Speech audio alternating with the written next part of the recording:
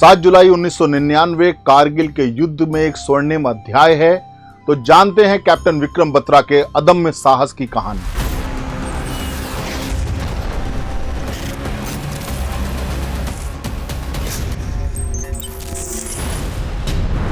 7 जुलाई 1999 कारगिल युद्ध का यह दिन हमको सदियों तक याद दिलाएगा परमवीर चक्र से सम्मानित कारगिल के हीरो कैप्टन विक्रम बत्रा की शहादत को। हिमाचल के पालमपुर में जन्मे कैप्टन विक्रम बत्रा ने अपनी स्कूली शिक्षा डीएवी पब्लिक स्कूल में करी और उसके बाद 10वीं और 12वीं करने के लिए वो पालमपुर के अंदर ही केंद्रीय विद्यालय में शिफ्ट हो गए। उनके पिता श्री गिरधारी लाल बत्रा जी एवं माता कमल कांता बत्रा भी शिक्षक थे, तो यकीनन देशभक्ति की शिक्षा उनको घर से ही मिली होगी। 2 जुड़वा भाई और उन जुड़वा भाइयों में विक्रम 42 मिनट बड़े थे और प्यार से सभी लोग उनको लव और कुश बुलाते थे और ये दोनों अपने परिवार की जान थे। दोनों ही बेहतरीन sports person. Vikram Batra green belt थे कराटे में, साथ ही दोनों भाइयों ने केंद्रीय विद्यालय में जो नेशनल गेम्स होते हैं वहां पर टेबल टेनिस की प्रतियोगिता भी एक साथ ही खेलने गए थे नेशनल्स में। कैप्टन विक्रम बत्रा ने सेना में अधिकारी बनने का सपना अपने केंद्रीय विद्यालय में जब वो 11वीं और 12वीं में पढ़ रहे थे तब से ही देखना शुरू कर दिया था। 1992 में जब कैप्टन विक्रम बत्रा अपनी स्कूली शिक्षा पूरी कर चंडीगढ़ शिफ्ट हुए, जहां पर डीएवी कॉलेज में उन्होंने एडमिशन लिया, तो वहां पर उन्होंने एनसीसी एयर विंग ज्वाइन करी। एनसीसी के अंदर वो बेहतरीन कैडेट के रूप में उभरे। उन्होंने सी सर्टिफिकेट लिया, उन्होंने आरडी परेड अटेंड करी और वहां पर जो उनका जज्बा था सेना में अधिकारी बनने का और मजबूत हो गया। हालांकि कॉलेज समाप्त होने के बाद उन्होंने एमए इंग्लिश में एडमिशन ले लिया। वो दिन में पार्ट टाइम जॉब करते एक ट्रैवल एजेंसी में और शाम को वो अपने सीडीएस की तैयारी करते थे और उनका मर्चेंट नेवी में भी सिलेक्शन हो गया था, लेकिन उनका सपना था सेना ज्वाइन करने का। 1996 में उन्होंने सीडीएस का एग्जाम दिया, एग्जाम क्लियर हुआ, एसएसबी देने गए, एसएसबी क्लियर हुआ और उन्होंने आईएमए को ज्वाइन किया। इंडियन मिलिट्री एकेडमी देहरादून में अपनी ट्रेनिंग पूरी करने के बाद कैप्टन विक्रम बत्रा 1997 के अंदर 13 जैकरिफ में कमीशन हुए और पहली पोस्टिंग जम्मू कश्मीर के सोपोर में हुई, जहां पर कैप्टन विक्रम बत्रा ने मिलिटेंट्स के खिलाफ कई सारे सफल ऑपरेशंस किए। सोपोर में सफल ऑपरेशंस के उपरांत 13 जैकरिफ की जो मूवमेंट थी वो यूपी के शाहजहांपुर के लिए प्रस्तावित हुई और उनकी एडवांस पार्टी वहां चली भी गई। परंतु तब तक 1999 की मैं ये बात कर रहा हूं और 1999 में कारगिल युद्ध मई जून के माह में अपने चरम पे था।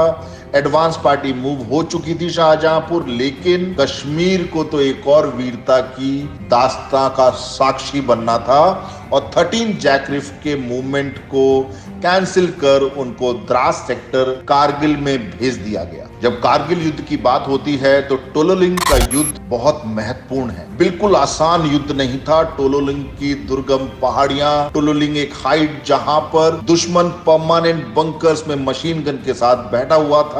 18 ग्रेनेडियर्स 4 बार अटैक लॉन्च कर चुकी थी, बहुत भारी कैजुअल्टीज हुई और 18 ग्रेनेडियर्स के 4 बार लॉन्च करने के बावजूद भी टोलोलिंग पे देश का कब्जा नहीं हो पाया। तब सेकेंड राजरिफ को टोलोलिंग पे अटैक करने का टास्क मिला और 13 जैकरिफ उनके रिजर्व में थी। 2 राजरिफ और 13 जैकरिफ ने टोलोलिंग पर अटैक किया और देश के वीर सैनिकों ने टोलोलिंग की चोटी पर भारतीय झंडा फहरा दिया। पर यह तो सिर्फ झांकी थी। कारगिल युद्ध में .5140 का युद्ध बहुत महत्वपूर्ण युद्ध के रूप में जाना जाता है। द्रास सेक्टर में .5140 एक महत्वपूर्ण चोटी है जिस पर कब्जा करने का टास्क 13 जैकरिफ को मिला। 16,962 फीट की ऊंचाई पर अटैक लॉन्च कर फतेह हासिल करना आसान नहीं था, पर इतिहास गवाह है कि भारतीय सेना ने कभी आसान काम किए भी नहीं। उनको तो चैलेंजेस से प्यार है। 19 जून की रात .5140 पर अटैक लॉन्च हुआ और कैप्टन विक्रम बत्रा का सक्सेस कोड था, ये दिल मांगे मोर। पूरी रात हेवी आर्टी फायर के बीच 13 जैकरिफ के जाबाज सिपाही, 13 जैकरिफ के जाबाज ऑफिसर्स अपने अपनी कंपनीज और प्लाटून्स को .5140 की तरफ अटैक लीड कर रहे थे। कैप्टन विक्रम बत्रा ने .5140 पर रियर अप्रोच से, जो कि एक खड़ी चढ़ाई थी, वहां से दुश्मन को सरप्राइज करने का फैसला लिया।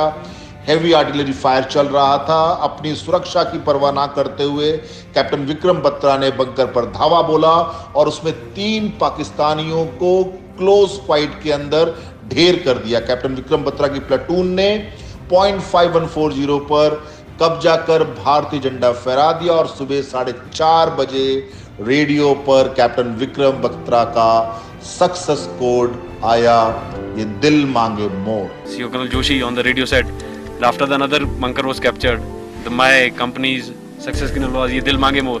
The guys were so highly charged up that they're wanting that some more bunkers should have been there and we would have got the more chaps. .5140 की लड़ाई एक अदम्य साहस की दास्तां है, जहां पर 13 जैकरिफ के ऑफिसर्स और जवानों ने अपने बेहतरीन युद्ध कौशल का परिचय देते हुए अपनी पर्सनल सिक्योरिटी और सेफ्टी की परवाह ना करते हुए .5140 पर कब्जा किया. 26 जून 1999 .5140 पर कब्जा करने के बाद 13 जैकरिफ को द्रास से घुमरी जाने का आदेश मिला, जहां पर वो लोग रेस्ट कर सकें, रिकूप कर सकें, जो लॉसेस हुए हैं उनकी भरपाई की जा सके, बटालियन थोड़ा रेस्ट कर सके और आगे के अटैक जो हैं, आगे जो युद्ध में और जो चीजें आने वाली हैं उसके लिए तैयार.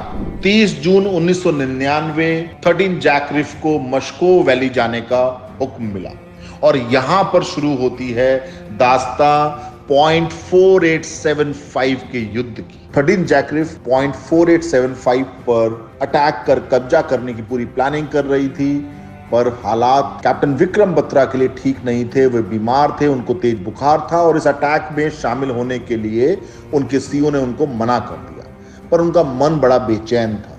उधर 13 जैकरिफ ने एक भीषण युद्ध के दौरान दुश्मनों को खदेड़ते हुए .4875 पर कब्जा कर लिया, पर पाकिस्तानियों को यह कहां मंजूर था, क्योंकि .4875 एक इंपॉर्टेंट पोजीशन थी जिसको डोमिनेट करके रखना बहुत इंपॉर्टेंट था पूरे कारगिल सेक्टर के लिए.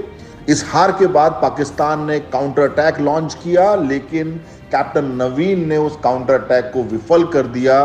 पाकिस्तान कहां मानने वाला था, उसने दोबारा एक और काउंटर अटैक लॉन्च किया और आर्टी फायर के दौरान कैप्टन नवीन के स्प्लिंटर इंजरी हुई. ये सारा घटनाक्रम कैप्टन विक्रम बत्रा बेस से देख रहे थे, समझ रहे थे.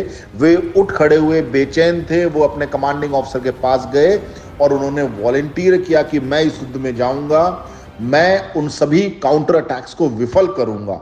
उनकी हालत ठीक नहीं थी, तबीयत ठीक नहीं थी. कमांडिंग ऑफिसर बिल्कुल नहीं चाहते थे कि कैप्टन विक्रम बत्रा इसमें जाएं, परंतु कैप्टन विक्रम बत्रा ने इंसिस्ट किया कि उनको तो इस युद्ध में जाना ही है. और उसी दिन दुश्मन ने एक और काउंटर अटैक लॉन्च किया. अब बहुत ज्यादा जरूरत थी .4875 पर रिइंफोर्समेंट की. कैप्टन विक्रम बत्रा तुरंत अपने कंपनी को लेकर .4875 की तरफ कूच कर गए. कैप्टन विक्रम बत्रा अपने चुनिंदा जवानों के साथ मां दुर्गा का आशीर्वाद लेकर इस युद्ध में बढ़ चले और उनका कोड नेम था शेरशाह. और उधर कैप्टन नवीन की टुकड़ी को ऑर्डर मिल चुका था कि उनको जमीन तब तक नहीं छोड़नी है या उनको ग्राउंड तब तक होल्ड करके रखना है जब तक कि शेरशाह वहां आके हालातों पर कब्जा नहीं कर लेता. ये विश्वास था मिलिट्री लीडरशिप का कैप्टन विक्रम बत्रा पर. 6 और 7 जुलाई की रात .4875 पर युद्ध भीषण हो चुका था. पाकिस्तान की एक पोस्ट जो कि .4875 के नॉर्थ में स्थित थी, वो इतना नजदीक थी कि वहां से स्मॉल आर्म्स का फायर भी आ रहा था. साथ ही साथ आप बातचीत के जरिए भी एक दूसरे से कांटेक्ट कर सकते थे. हिंदुस्तानियों के लिए, 13 जैकरिफ के लिए, कैप्टन विक्रम बत्रा के लिए ये बहुत जरूरी था कि .4875 पर मौजूद उस पाकिस्तानी पोस्ट को निस्तो नाबूद कर दिया जाए, अन्यथा सिचुएशन और बिगड़ जाती. कैप्टन विक्रम बत्रा .5140 के युद्ध में अपने इंजर्ड हाथ से रिकवर हो रहे थे, अपनी तबीयत से रिकवर हो रहे थे, परंतु उनके जोश ने .4875 के युद्ध को और भीषण बना दिया और दिलचस्प बना दिया.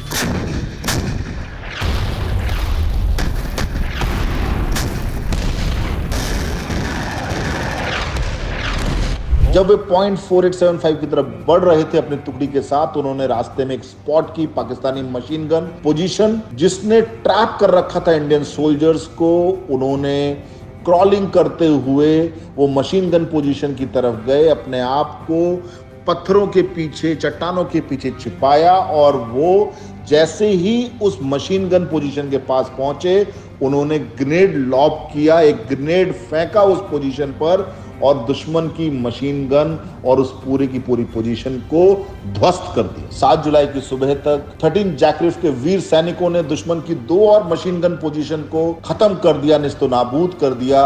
सुबह हो चली थी, सूर्य निकल चुका था, पूरी डे लाइट में भी गोलियां चल रही थी। 7 तारीख की सुबह हो चली थी, परंतु फिर भी अभी तक कैप्टन विक्रम बत्रा की इस टुकड़ी का कैप्टन नवीन तक संपर्क नहीं हो पाया। सुबह 5:30 बजे लेफ्टिनेंट कर्नल जोशी ने कैप्टन विक्रम बत्रा को एरिया को रेकी करने के लिए कहा गया और कैप्टन विक्रम बत्रा सूबेदार रघुनाथ सिंह के साथ एक रेकी पेट्रोल पर निकल चुके।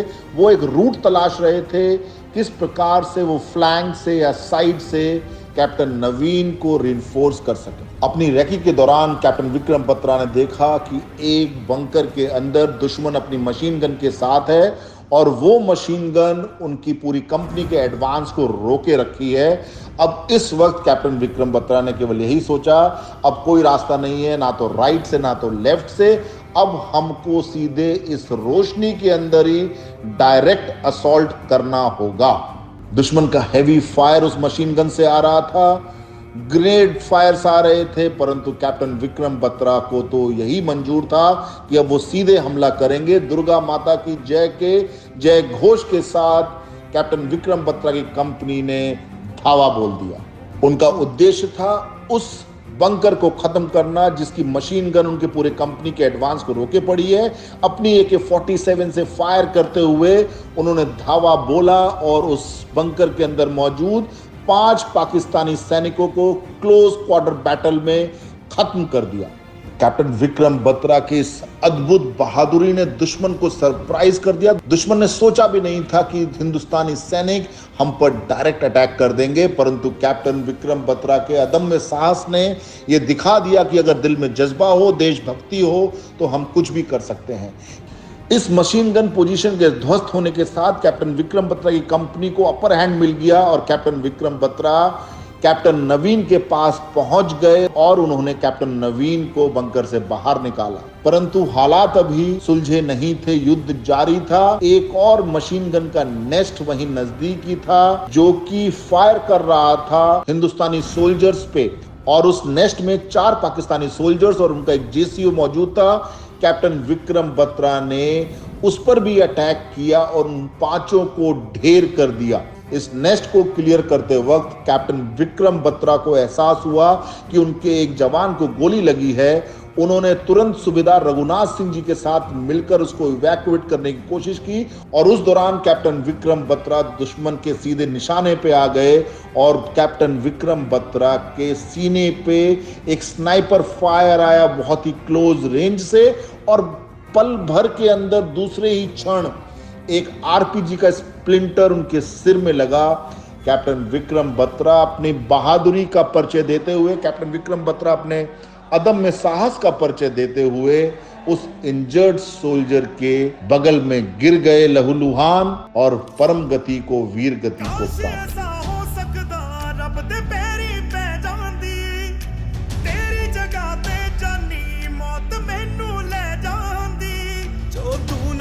मानेंगे वो दहलीज नहीं होती, रब नाम की यार यहाँ कोई चीज नहीं। कैप्टन विक्रम बत्रा ने जो कारगिल के युद्ध में किया वो सदियों तक लोगों को याद रहेगा, ऐसा मेरा पूरा विश्वास है। और मैं हर वर्ष सबको याद दिलाता रहूंगा कि कैसे हमारे देश के वीर सैनिकों ने इस देश की अखंडता और एकता को बरकरार रखने के लिए अपना सर्वस्व बलिदान किया। कैप्टन विक्रम बत्रा के इस अदम्य साहस की अनूठी दास्तां मुझे पूरी उम्मीद है कि इस देश के हर नौजवान को याद दिलाएगी कि हमारी आजादी का मोल क्या है। कैप्टन विक्रम बत्रा को उनके अदम्य साहस, उत्कृष्ट नेतृत्व एवं युद्ध के मैदान में अपनी खैर कुशलता की परवाह किए बिना दुश्मन को निस्तनाबूद करने का जो अदम्य साहस का उन्होंने परिचय दिया, उसके लिए कैप्टन विक्रम बत्रा को मरणोपरांत परमवीर चक्र से सम्मानित किया गया।